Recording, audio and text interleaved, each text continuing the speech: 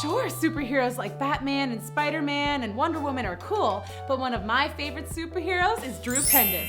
He has been so adventurous and has saved so many things, like Christmas, Halloween, dinosaurs, the first day of school.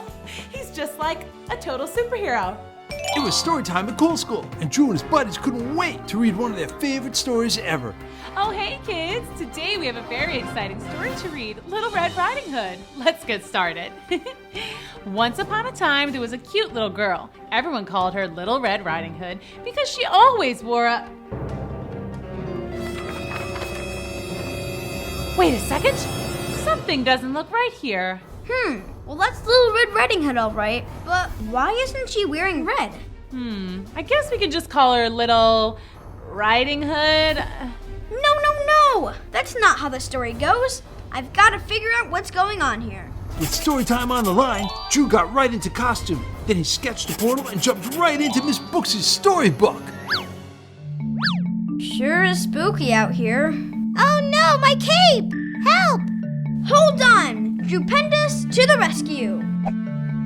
Oh, I wasn't expecting to see a young boy. It's mostly grandmas and scary wolves around here. I heard you scream. Did you need help with something? Yes! This scary villain lady just came out of nowhere and stole my red cape. She said something about loving colors.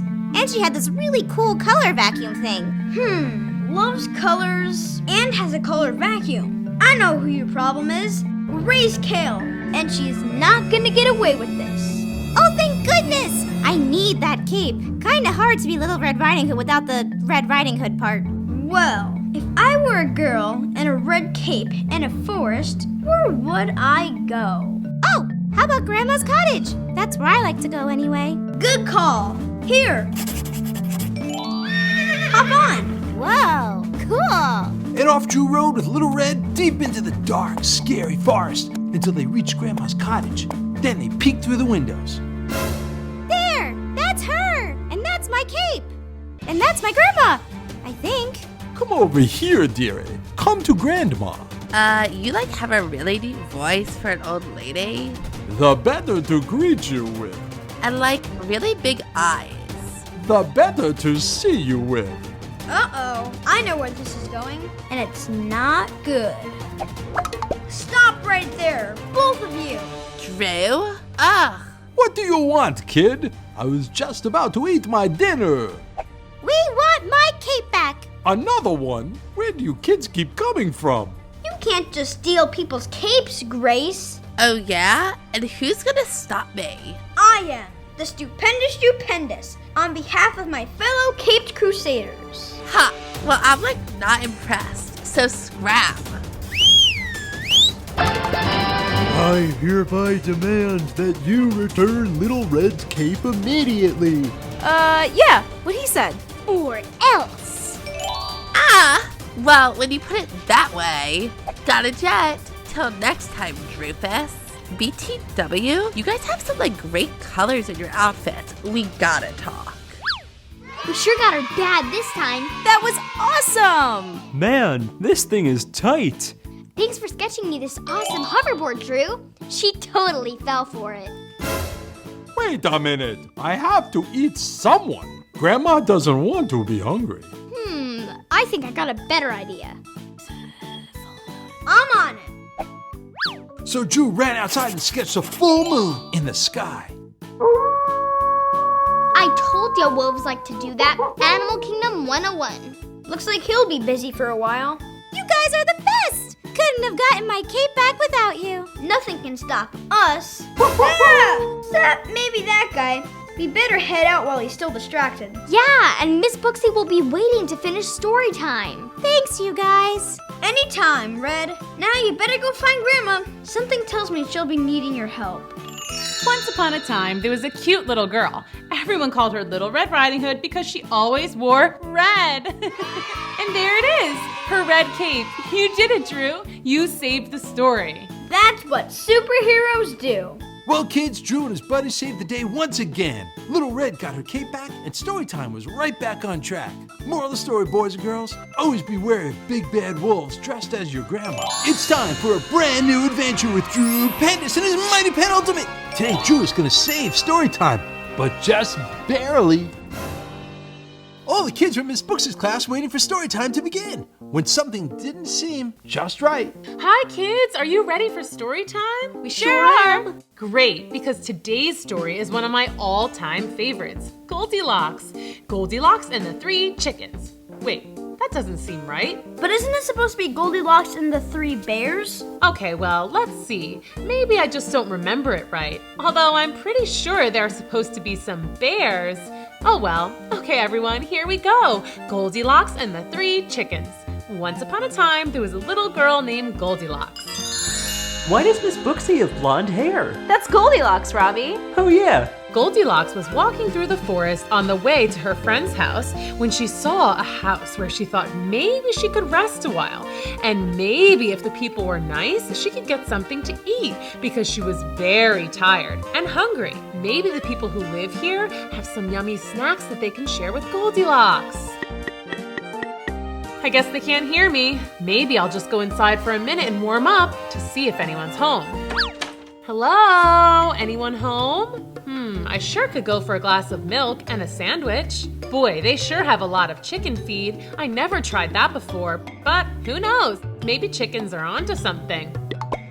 I'm not really in the mood for barbecue. Nah, I had Japanese food last night. This one's too hot. Maybe I'll just take a nap. 3 nests? These probably aren't great for my back, but I can't keep my eyes open. This nest is too itchy. This nest is too small. This nest is amazing. Back in the library, the kids were confused. This isn't how the story is supposed to go. I kinda like it so far, except for the chicken feed part. That doesn't sound so good. This just isn't right. I need to fix the story. Drew took out his mighty penultimate and turned into the stupendous Drew Pendous.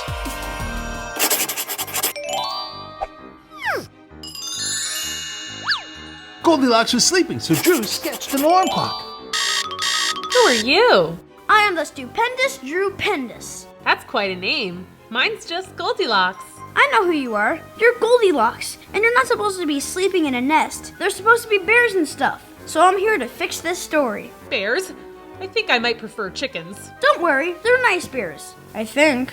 Bears! Yikes! Bears like chicken just a little too much. It's times like this that I really wish we could fly. I can help. Drew quickly sketched a super cool helicopter. Bye! So you were saying something about bears? Yep, there should be 3 of them. 3? Drew made a bear radar. He turned it on, and the signal showed that bears were nearby. So he and Goldilocks went looking for the bears. Wow, nice backyard. They must have done some renovating. I think they're in here. Thanks for coming. I tried calling the police, but cell phone service is terrible out here. Drew quickly sketched a pair of scissors so he could free the bears. Who did this to you? Cousin Barry Bear. Barry Bear is your cousin? On her side of the family. Barry is just jealous. We're big stars of a famous fairy tale. And he's jealous of Grandpa Yogi, Uncle Smokey, my nephew Fozzie, and don't get him started on my cousin Winnie the Pooh Bear. Barry gets crazy jealous. But I know Barry. He is tough on the outside, but deep down inside, he's a nice guy. I mean Bear. Ooh, that was a good one. That wasn't very nice. Don't worry, Goldilocks. He won't hurt us. He tied us up. But I was just trying to help. Help? That's a weird way to help. I wanted to help Goldilocks. At the end of the story, they want to eat her. Seriously? We were thinking about it. We just get so tired of eating porridge and honey. Is it a crime to want a more balanced diet? I think maybe I should leave. Wait, no! Guys, I think I know a way to make the story just right. So Drew sketched a giant feast for everybody. This is just right. This is great. Now we can all be friends forever, and no one eats anyone. Nice work, Drew. Now if you could just do something about these guys getting that big award for being the most popular bears on the web. See, I told you, he's jealous. I'm not. And that's the story of Goldilocks and the 3 bears. Well, kids, Drew did it again. He saved the day, and he saved one of our favorite stories. The chickens flew the coop, and the bears were where they belonged. Moral of the story, boys and girls, don't eat chicken feed when you're supposed to have porridge. Drew Pendous and his mighty penultimate. In today's episode, Drew's gonna save one of the most beautiful, one of the most fairest princesses of them all, Snow White. It was story time at Cole School, but Miss Booksy was out sick, and there was a substitute teacher reading a class favorite. Wait, is that who I think it is? All right, here's my favorite part. Snow White wandered deep into the forest where she found a big house. And when she walked in, she was met by 7 humongous giants. Huh? That doesn't sound right. Snow White meets 7 dwarves, not 7 giants. Listen, Captain Hooksy, we want Miss Booksy back. Settle down. This is how I'm telling this story. Drew was right. This wasn't how the real story of Snow White was supposed to go. I don't like this one bit. I'm gonna get to the bottom of it. So Drew pulled out his mighty penultimate and sketched a totally awesome portal, which he used to transport himself right into the pages of Miss Booksy's storybook. Whoa! Those giants are even bigger in person. I bet they've taken the dwarves captive and stolen their home. I've got to save those dwarves. Fee-fi-fo-fum. But first, Drew had to make himself look big and scary before those giants ate him for dinner. So he sketched a massive growing machine and zapped himself till he became the biggest, tallest, strongest giant of them all. Hey you! Listen here. My name is Giant Drew, and I'm here to put an end to your evil shenanigans. Now go back where you came from and let the 7 dwarves come back home. Fee-fi-fo-fum. Why do you guys always say that? No one has any idea what it means. Yeah, us neither. Ma always taught it to us growing up, and it just stuck. I think it's 'cause our littlest brother Normie used to suck his thumb. It's got a nice rhythm. Fee-fi-fo-fum. Little Normie sucks his thumb. Of course, Normie is 18 feet tall now, so we don't tease him anymore. No. I see exactly what's going on here. You're trying to distract me so you can do all your evil giant stuff without me getting in the way. Giants are always getting a bad rap. We're pretty nice guys once you get to know us. Wait a sec. Sure you guys haven't been holding the 7 dwarves captive so you can take over their home and scare anyone away that threatens to stop you? Nope. Not us. Ma sent us here. Something about meeting a princess and living happily ever after. You mean Snow White? That's the one. Pale skin, red lips, likes to hang out in caskets. Nice lady from what I hear. You seen her around? Come on in. Doors open. You must be Snow White.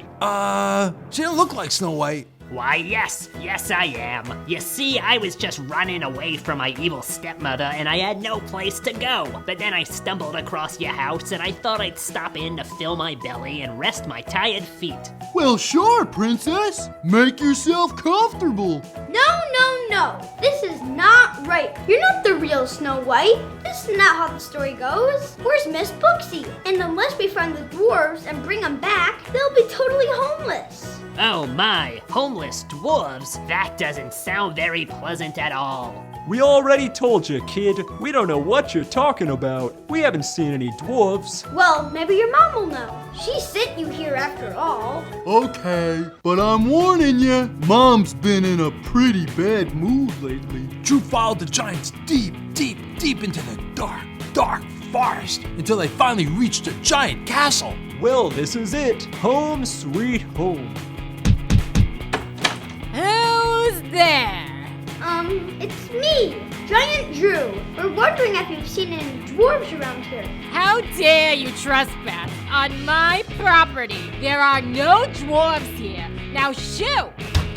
Drew was running out of ideas until suddenly he noticed a trail of small footprints and decided to follow them all the way to the back of the castle, where he found a gang of 7 dwarfs splashing around in a humongous swimming pool. This is where you've been all this time? Hey, who invited the giant kid? This is a dwarves only pool party. What are you doing? I thought I told you to stay away. I thought you said you haven't seen any dwarves. All right.